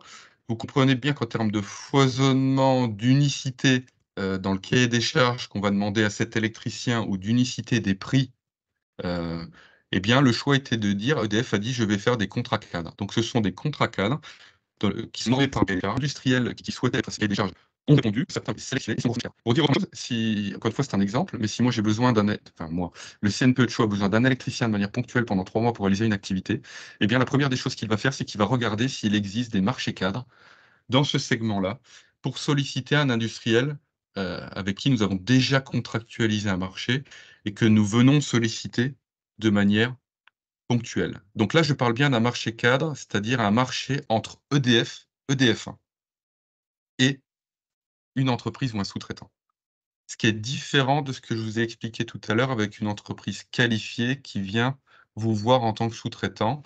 Là, je parle d'un marché cadre, c'est-à-dire un marché signé par EDF et un industriel qu'on sollicite de manière ponctuelle, plus ou moins longue, mais en tout cas, tout ça est déjà normé par des charges et des prix qui sont prédéfinis à l'avance. Puis il existe un troisième grand volet qui est ce qu'on appelle, l'acte d'achat ponctuel. Pour dire simplement les choses, c'est qu'aujourd'hui, dans une centrale nucléaire, tout achat qui est inférieur à 20 000 €, il est signé en interne CNPE de manière autonome. Je vais être simple, si on a un petit problème, je reviens sur ma tuyauterie d'eau potable, l'entreprise qualifiée ne peut pas le faire ou pour X raisons, on n'a pas de marché cadre pour le faire. Néanmoins, on a un tuyau à remplacer, il y en a pour 10 000 €. Eh bien, dans ce cas-là, on peut solliciter une demande d'achat ponctuelle, c'est-à-dire qu'EDF fait une demande d'achat, sollicite les entreprises qu'elle connaît, les services EDF sollicitent les entreprises qu'elles connaissent, d'où l'importance, d'être connu dans une centrale nucléaire Et puis derrière, si le montant de la commande est inférieur à 20 000 €, c'est directement signé par le CNPE, par le site de Chaux. Pour votre information, ce chiffre n'apparaît pas dans ce slide, mais vient d'être réévalué à 40 000 €. Ça, c'est une information qui date du mois de septembre. Donc tout achat qui est ponctuel inférieur à 40 000 € est directement signé par le CNPE de Chaux. Au-delà de 40 000 € et jusqu'à peu près 400 000 €, bien entendu, on est soumis à un contrôle de nos autorités, notre direction des achats, pour vérifier, bien entendu, au vu du prix, que la mise en concurrence a été faite de manière correcte. Bref, tous ces sujets-là, vous les connaissez. C'est juste pour vous donner la barre repère qui aujourd'hui est fixée non plus à 20 000 € mais à 40 000 €. Donc on a quelques sous-traitants qui, pour commencer à découvrir notre organisation, des fois, répondent à quelques marchés de 20 000 – 30 000 € qui peuvent être faits, tout à fait, qui appartiennent et qui sont purement gérés par le CNPE de Chaux. Donc besoin inférieur à 20 000 ou supérieur à 20 000, en réalité, je viens de vous l'expliquer, c'est 40 000 €. Le chiffre vient de changer, c'est pour ça qu'il n'est pas dans le slide. Ce qu'il faut noter, c'est que dans tous les cas, lorsque EDF va solliciter les industriels pour répondre à une demande d'achat ponctuelle, EDF devra toujours réaliser ce qu'on appelle un cahier des charges simplifié. C'est-à-dire tout simplement un cahier des charges qui précise ce qu'on vous demande, pour que vous puissiez répondre à l'offre et remettre votre devis commercial. Et puis derrière, on a forcément tout le processus achat que je ne veux pas m'étendre ici, mais qui, effectivement, lorsqu'on est sur des processus achats qui sont supérieurs à 40 000 € jusqu'à 400 000 €, au-delà de 400 000 €, appel à la concurrence européenne, où là, vous êtes dans un processus d'achat, d'analyse des offres, qu'elles soient techniques et commerciales. Donc là, on est dans un processus qui est beaucoup plus long pour pouvoir honorer un marché. Ce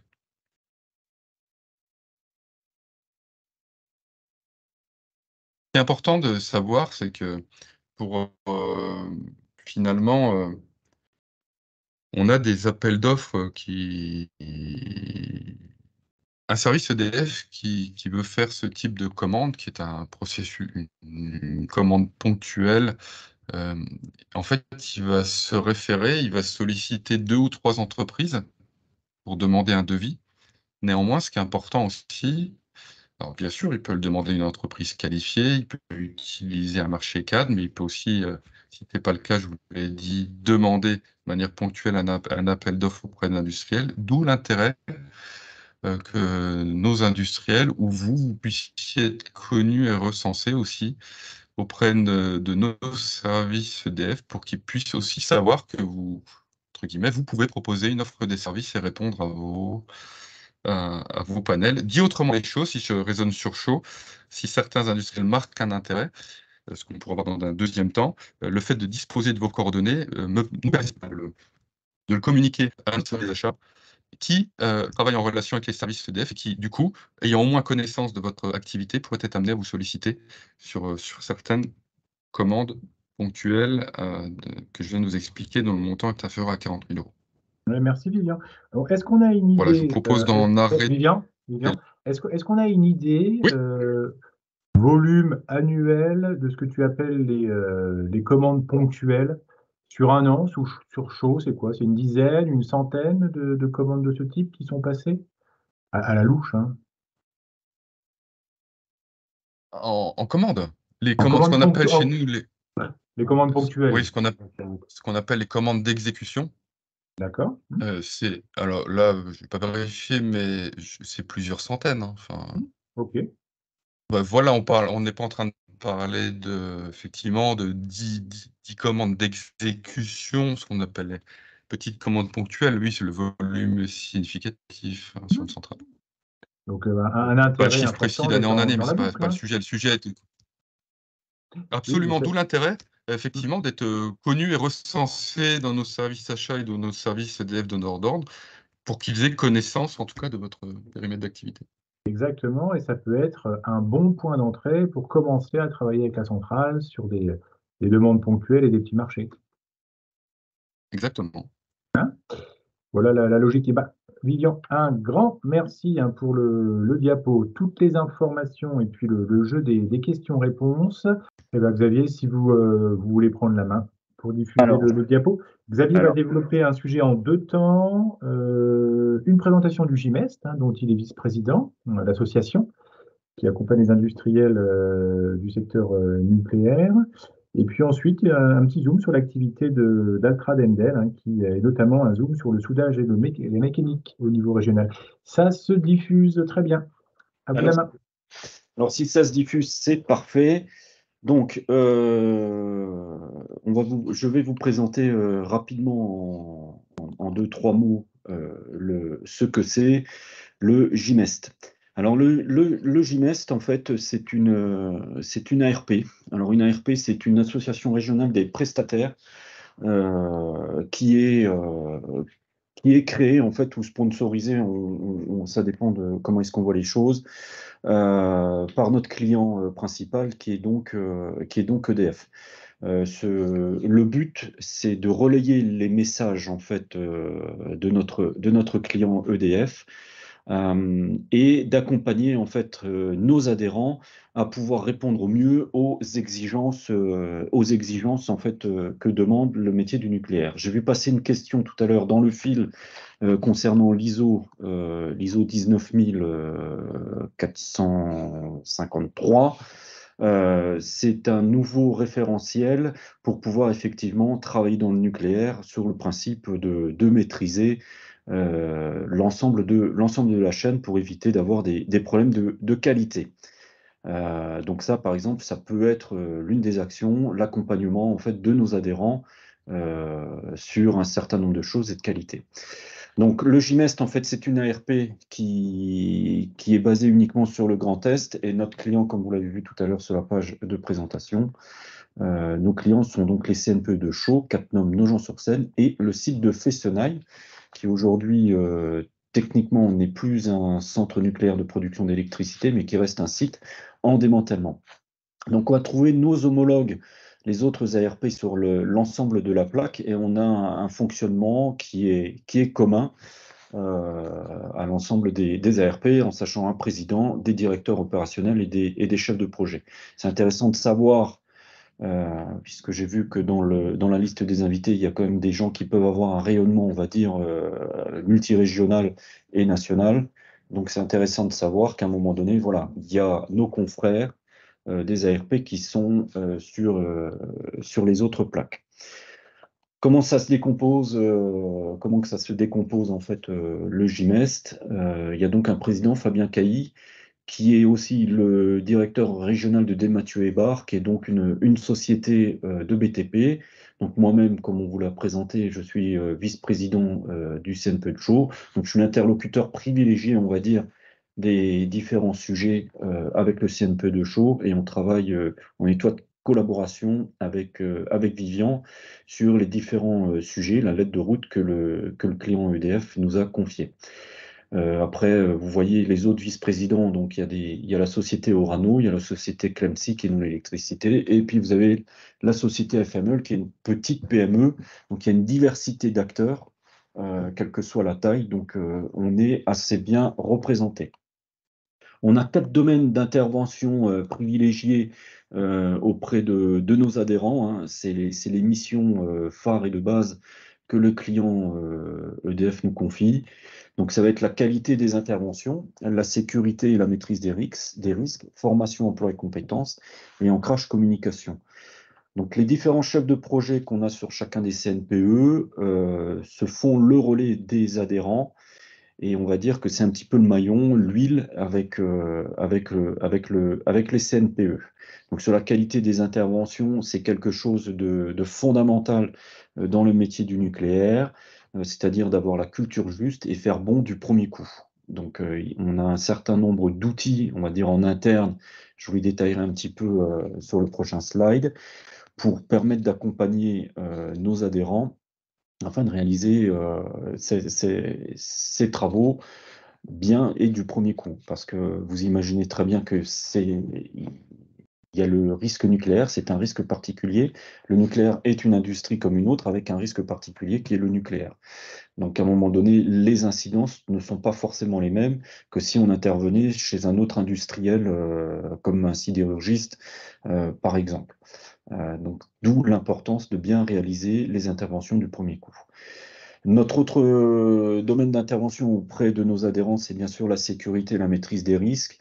Donc là, c'est pareil, hein, on va au travail, non pas pour se blesser, mais pour réaliser des bonnes interventions. Donc on se fait le relais parfois de nos adhérents pour accompagner leurs équipes sur site, parce qu'à un moment donné, sur ces deux premiers points, on a parfois qu'un seul responsable qualité sécurité. Donc à un moment donné, nos chefs de projet JMS peuvent se prendre le relais et réaliser en fait des visites de sécurité ou des causeries auprès de nos adhérents, ce qui permet un petit peu à un moment donné de mutualiser un petit peu les moyens aussi. Le 13e point qui est pas des moindres non plus, c'est pour tout ce qui est le volet formation, emploi et compétences. Donc à un moment donné, le JMEST est un centre de formation agréé Calliope. Donc on diffuse un certain nombre de formations qui sont nécessaires pour les interventions sur les CNPE. Donc ça va être des formations typiquement liées, on va dire, au nucléaire, comme les responsables, comme par exemple un référent pratique de fiabilisation, ce qu'on appelle PFI, pour être sûr certains, c'est une sorte de, on va dire, sans rentrer vraiment dans les détails, une sorte de checklist pour être sûr certain qu'à un moment donné, on applique en fait, comment dire, les bonnes méthodes et qu'il n'y ait pas de problème. Maintien des compétences, on a un chantier école qui est à côté de Cattenom, qui représente des circuits en fait qu'on peut retrouver en centrale nucléaire. Donc à un moment donné, ça permet d'envoyer les équipes de nos adhérents pour essayer de s'entraîner. On est aussi en parallèle avec les bâtiments maquettes qui sont là la propriété d'EDF sur chacun des CNPE, pour là aussi pouvoir mettre à disposition ces bâtiments maquettes.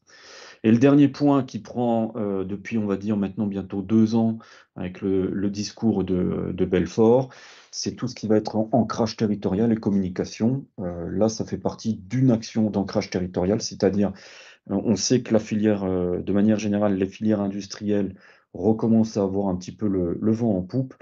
Et il faut qu'on arrive à attirer un petit peu les industriels que vous êtes à venir nous rejoindre pour intervenir en fait dans le nucléaire. Donc on fait plusieurs actions aussi auprès des lycées. On est très bien maillé avec l'Université des métiers du nucléaire pour pouvoir anticiper un petit peu ces besoins-là et refaire un petit peu de pub et de communication auprès aussi du grand public. Donc voilà les 4 domaines d'intervention. Donc ça se traduit comment au quotidien?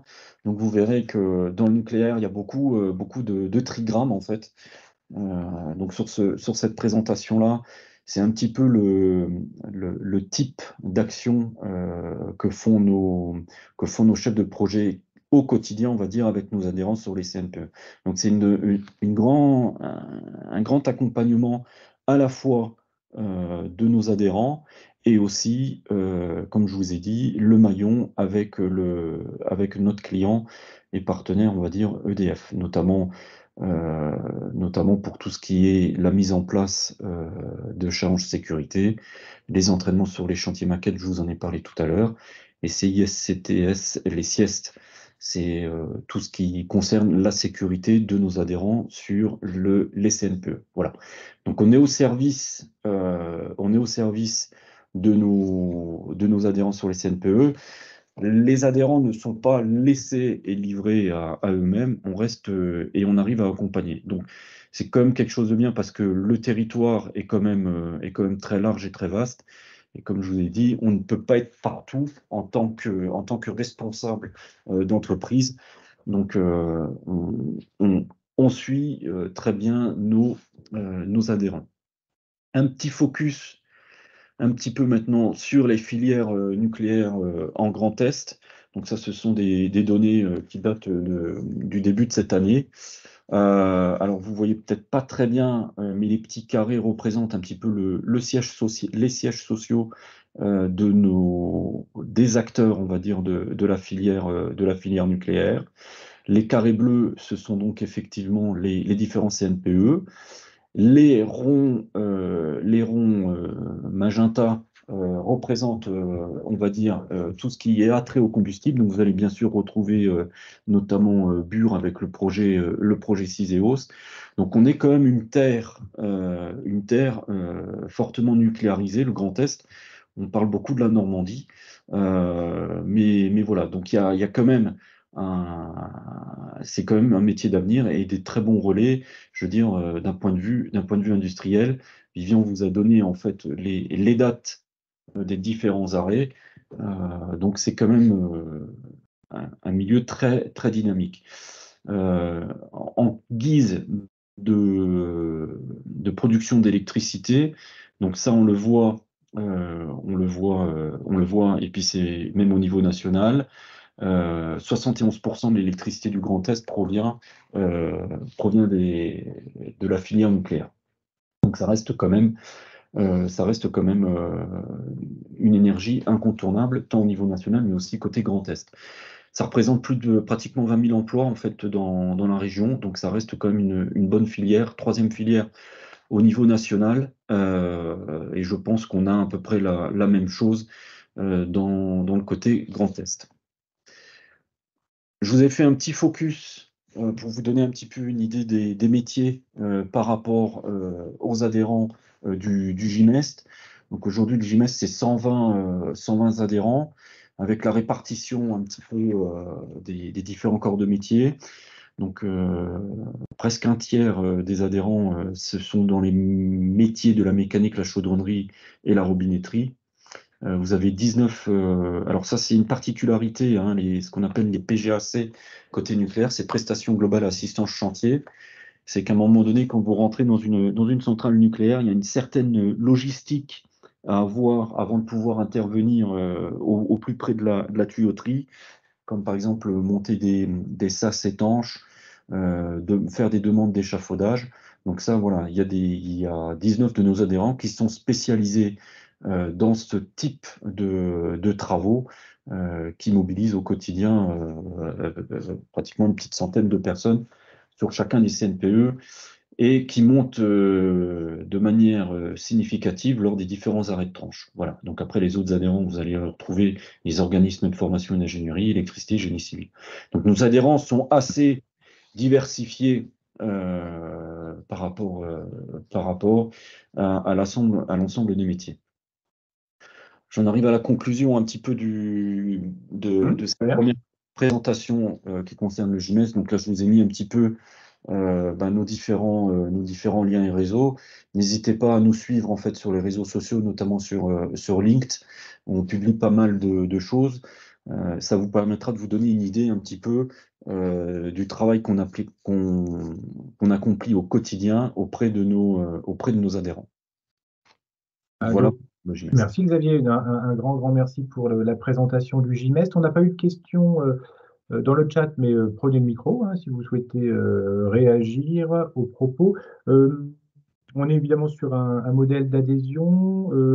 Alors j'ai deux questions. Hein. Quel serait le contact? En fait, est-ce qu'il y a un contact privilégié en local, hein, un référent, je dirais, technique? Et puis en termes d'adhésion, ça représente quoi? Est-ce qu'il y a une grille tarifaire, voir un peu s'il y a des éléments de ce type sur ce... Alors, le contact, je l'ai repris. Alors, pour le secteur des Ardennes, hein, tout dépend. Et je pourrais vous renvoyer les coordonnées. Hein, il n'y a pas de souci par rapport à ça. Donc, sur le CNPE de choses, ça va être Benoît Sommet. Donc, les adresses mail, c'est très simple. Hein, c'est prénom.nom@gimest.com. Bon, je pense qu'on les enverra également. Hein, je pense que voilà. ça peut créer du lien. Oui, ceux de Benoît pour chaud, et puis peut-être le contact de nos gens. Alors. Et de nos gens, vous voyez, c'est Roxane Beauvoir. Donc voilà, donc ça, ce sont nos permanents qui sont au quotidien, sur le site. Sur les adhésions, alors le tarif, c'est un tarif unique, hein, quel que soit, je veux dire, la taille de l'entreprise, on est sur 1 200 € en fait de cotisation à l'année. Et l'autre partie, pour faire les frais de fonctionnement, ce sont des conventions qu'on a avec les différents CNPE de la plaque. Et il est à noter quand même qu'on a une démarche on va dire, un petit peu innovante au niveau de la plaque Grand Est. C'est-à-dire qu'on a une démarche qui est commune aux quatre CNPE, ce qui n'est pas forcément le cas sur les autres CNPE, c'est-à-dire qu'on essaye, à un moment donné, puisqu'on a, dans ces spécificités du métier du nucléaire, on a nos intervenants qui sont amenés à se déplacer sur l'ensemble des CNPE lors des arrêts de tranche. Donc on a fait ce constat-là en fait avec les différents responsables des centrales, et on a été très moteur et très demandeur pour avoir, je veux dire, des règles et des socles communs et Oui, avoir des spécificités différentes. Donc ça, c'est très bien. mettre en avant, je veux dire, par rapport au Grand Est. Et on a une idée du nombre d'adhérents pour le GIMEST? On est sur quel Alors, volume? pour le GIMEST, on est effectivement à 120 adhérents, hein. Ok, très On bien. est ici avec la répartition des métiers. Oui. J'avais fait l'exercice, et je ne l'ai pas repris forcément ici dans ce slide-là, sur on va dire, sur le secteur Champagne-Ardenne, on a à peu près 8 adhérents qui sont répartis entre Charleville-Mézières et Reims, en fait. Très bien. Merci beaucoup pour toutes ces précisions, Xavier. On va prendre la deuxième casquette et puis avancer sur la deuxième intervention, hein, pour Altrad Endel, dont vous êtes le directeur industriel. Et puis on va présenter Altrad Endel et puis faire un focus sur l'activité soudage et mécanique au niveau régional. Alors très bien, je reprends ma deuxième casquette pour faire un petit peu on va dire un peu de promotion, et puis je vous remercie de la tribune que vous m'offrez à ce niveau-là. Comme vous l'a dit Vivian, de manière générale, tous nos adhérents du GIMEST sont en recherche de sous-traitance. Les interventions, en fait, on va dire, quand on vous prend en sous-traitance, sont sous notre couvert d'assurance qualité de nos qualifications. Donc, pour essayer de rentrer dans le milieu du nucléaire, c'est parfois une très bonne chose. Voilà en guise d'introduction. Alors, Altrad Endel, qu'est-ce que c'est? C'est une entreprise qui a pratiquement presque 200 ans maintenant de création, avec les établissements en 1835, les établissements Varin. Il y a eu plusieurs dates qui font, on va dire, qui font foi. La naissance du groupe de Lattre-le-Vivier et du groupe Entrepose. Endel, en fait, c'est le regroupement de ces deux entités, N comme Entrepose et Del comme de Lattre-le-Vivier, en 2001. On a été racheté par GDF Suez en 2007, puis par Engie, hein, donc, qui était déjà GDF Suez en 2016. Et très récemment, ça va faire un peu plus d'un an maintenant, on a été racheté donc par le groupe Altrad en 2022. Donc le groupe Altrad, c'est un groupe, on va dire, qui est plus spécialisé dans le BTP, et on garde quand même notre particularité de service aux entreprises. Donc, les gros chiffres à la grosse maille au niveau national, Endel, c'est plus de 5000 collaborateurs hors filiales, 600 millions d'euros de chiffre d'affaires et 140 implantations en site propre ou sur les sites clients. Donc, on a quand même un maillage très proche, je veux dire, de chacun de nos clients. C'est qu'on évite aussi de faire balader en fait notre personnel, comme vous le voyez avec le nombre de collaborateurs, impact environnemental non négligeable, ou le bilan carbone, on se doit de se le maîtriser.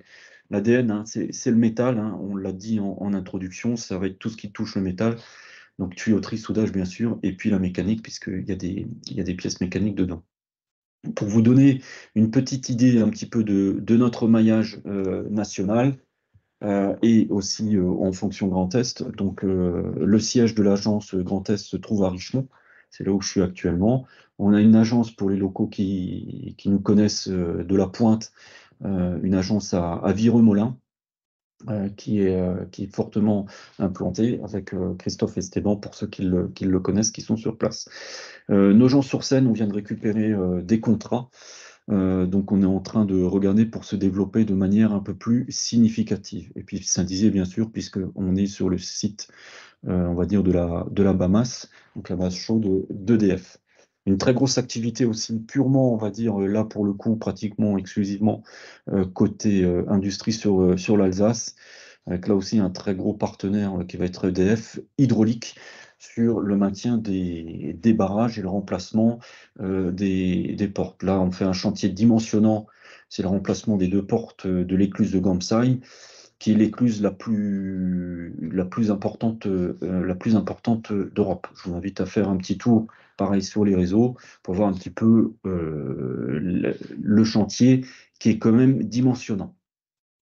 On est en capacité de pouvoir proposer à l'ensemble de nos clients toute la filière, on va dire, à un moment donné, de la vie d'une entreprise ou d'une société, à commencer par l'ingénierie, la construction complète d'une usine, la maintenance, bien sûr, le démantèlement et puis les transferts. Et on a notre propre centre de formation qui nous permet de répondre au mieux aux besoins de nos clients, que ce soit côté nucléaire ou même à un moment donné sur des sites industriels qui pourraient demander des formations un peu plus spécifiques.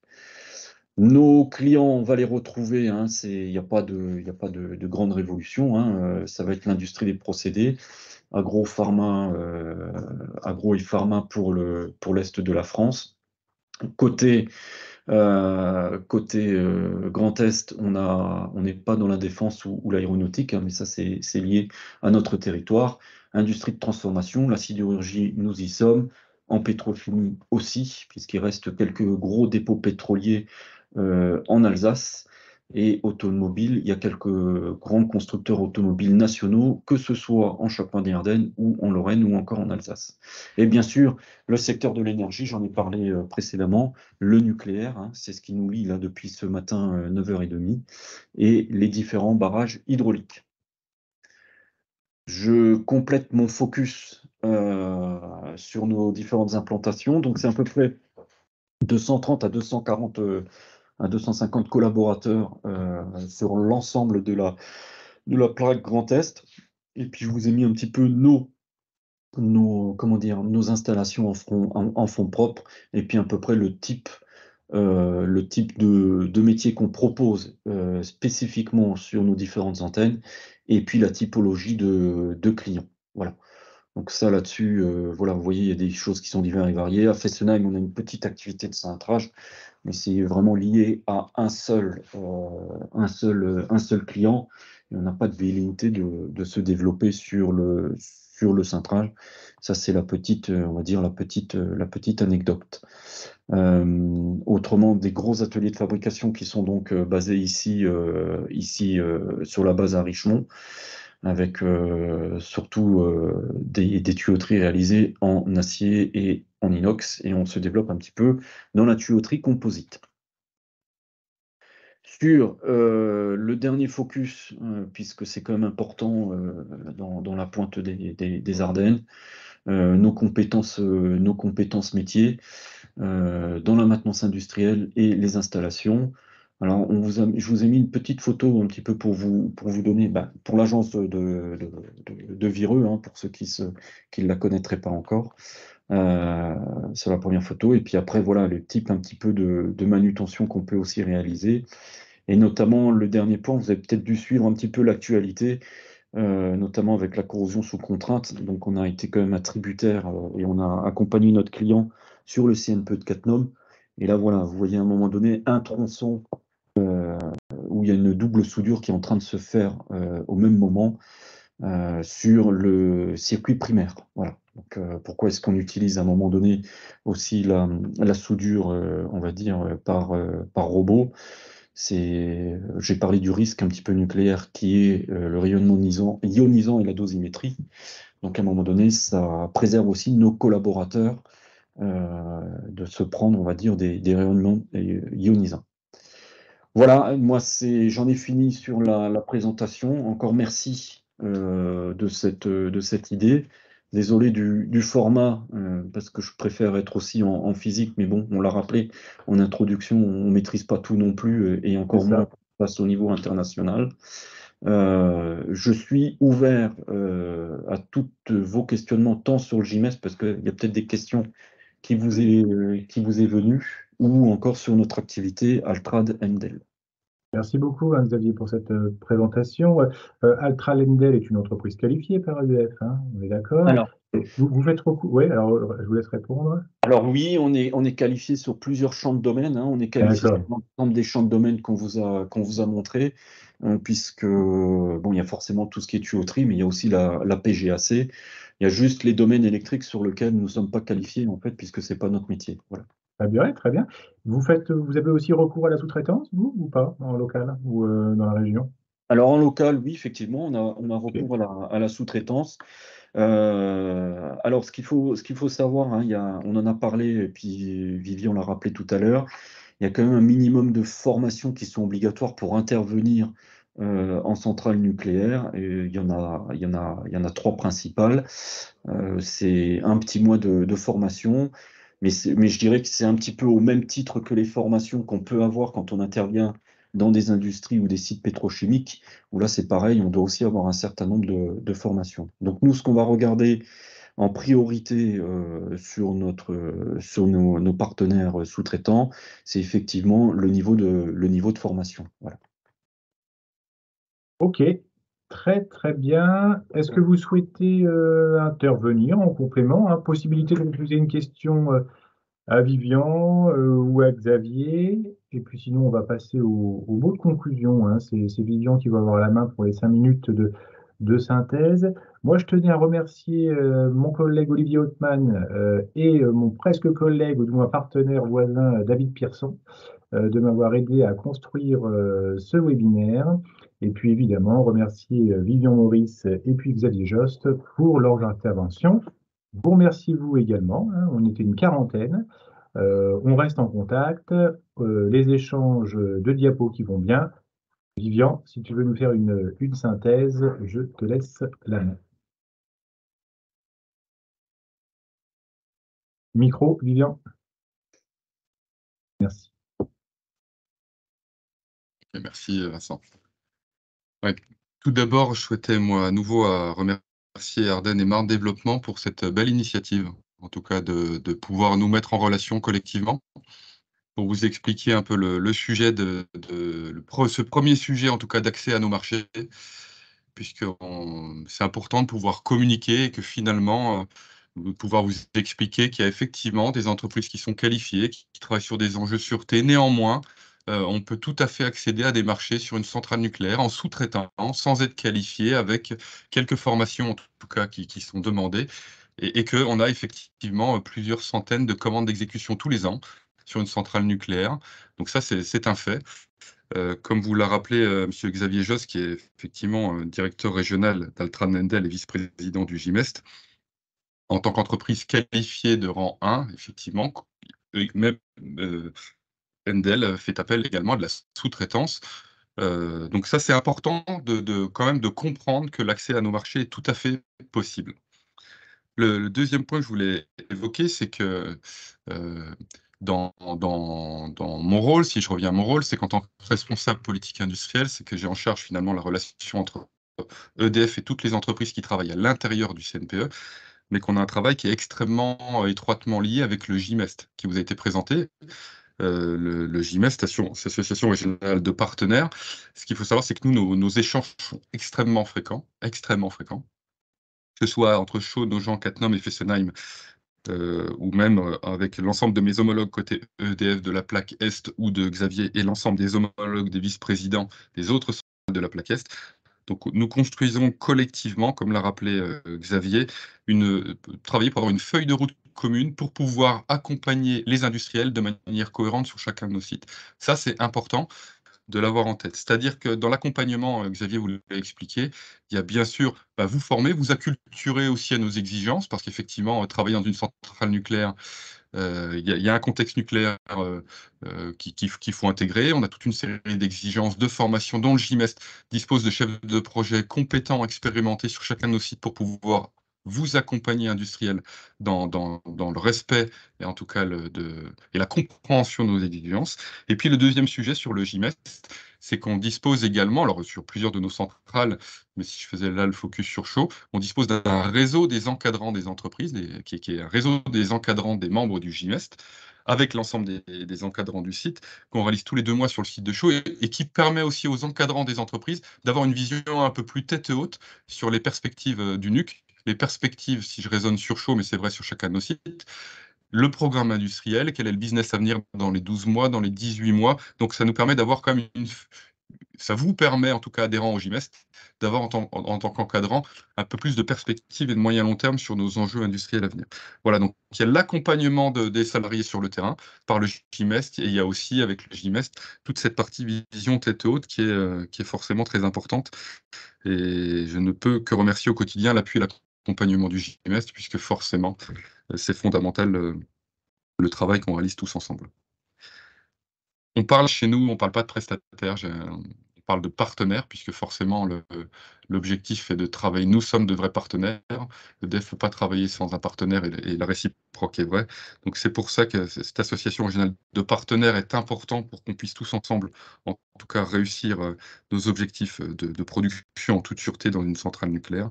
Ça, c'est important de se le rappeler. Ce que je voulais également dire, c'est que toute cette impulsion en termes d'ancrage qui a été rappelée, il existe aussi sur chacun de nos centrales nucléaires. Certains d'entre vous l'ont probablement rencontré. Si je parle sur Chaux, il existe sur chacune des centrales nucléaires un chargé de mission ancrage territorial. Chez nous, c'est Laurent Julliard, que vous avez peut-être pour certains connu. Laurent Julliard, finalement, sa mission est de promouvoir ou de travailler aussi avec l'externe du CNPE pour travailler sur la mise en relation avec les industriels qui souhaitent travailler sur le site. Donc très clairement, ce travail préparatoire à notre webinaire du jour, on l'a fait aujourd'hui avec monsieur Laurent Julliard, qui ne pouvait pas se rendre disponible pour d'autres raisons ce matin. Mais néanmoins, sachez qu'en termes d'ancrage territorial dans une centrale nucléaire, vous avez un chargé de mission ancrage territorial dont l'objectif est de travailler et d'expliquer et d'accompagner en tout cas le- nos élus, nos industriels, nos préfets, nos pouvoirs publics, nos écoles, de travailler avec elles à l'extérieur du site. Et moi mon métier est plutôt de travailler avec l'ensemble des industriels qui travaillent à l'intérieur de la centrale nucléaire. Voilà. C'est pour ça que je fais aussi cette présentation ce matin, et que j'ai grand plaisir à la faire d'ailleurs avec vous tous. Le dernier point que je souhaitais évoquer avec vous, c'est que je pense qu'il y a eu beaucoup de questions, d'ailleurs merci pour toutes ces remarques. Ce ne sont pas évident forcément de pouvoir être posées dans ce type de dispositif. Donc je reviens à ce que je disais peut-être un peu au début, c'est que si certains d'entre vous souhaitent aller plus loin dans la compréhension de nos enjeux, c'est que bien entendu, je vais vous envoyer la présentation de ce matin. Bien entendu, je vais vous envoyer le guide national de l'intervenant qui rappellera très clairement en fonction du secteur d'activité, quelles sont les formations obligatoires, le temps, les adresses utiles, les contacts. Ça, je vais vous l'envoyer, il n'y a aucune difficulté là-dessus. Néanmoins, moi, je suis tout à fait ouvert à ce qu'on puisse réorganiser, quand le dispositif le permettra, une visite sur le site de Chaux, une visite de nos installations, et de répondre plus précisément à vos questions, en tout cas en tant qu'industriel, sur de la mise en relation. Moi, j'ai entendu tout à l'heure, mais j'ai pas pu tout noter puisque je parlais, mais effectivement, il y a des questions pertinentes sur c'est quoi, comment avoir la vision sur l'approvisionnement, la fourniture de pièces de rechange. Oui, on peut vous mettre en relation avec les personnes compétentes sur quelles sont les entreprises qualifiées. Bien entendu, on dispose de tous ces éléments-là, mais en fonction de vos secteurs, de répondre plus précisément à vos questions. On peut tout à fait organiser ça dans le cadre d'une visite de nos installations. Donc, nous sommes tout à fait ouverts pour pouvoir le faire, l'organiser dès qu'on le pourra. Et je vous remercie à nouveau, en tout cas, pour votre attention. Et je ne sais pas si vous voulez compléter côté collègue, mais encore une fois, un grand merci à Ardennes et Marne Développement, ainsi qu'à Xavier Josse pour sa disponibilité ce matin. Merci à vous. Lilian, un grand merci. Merci à tous et toutes, hein. On vous fait des envois diaporama, guides, les contacts du JMEST, et puis on reste en relation pour écrire ensemble un épisode 2 s'il y a des besoins. Ah, je crois qu'il y a. Ah, non, il y avait un doigt levé, mais il ne l'est plus. C'est tout bon pour tout le monde? Eh ben, je vous dis à bientôt.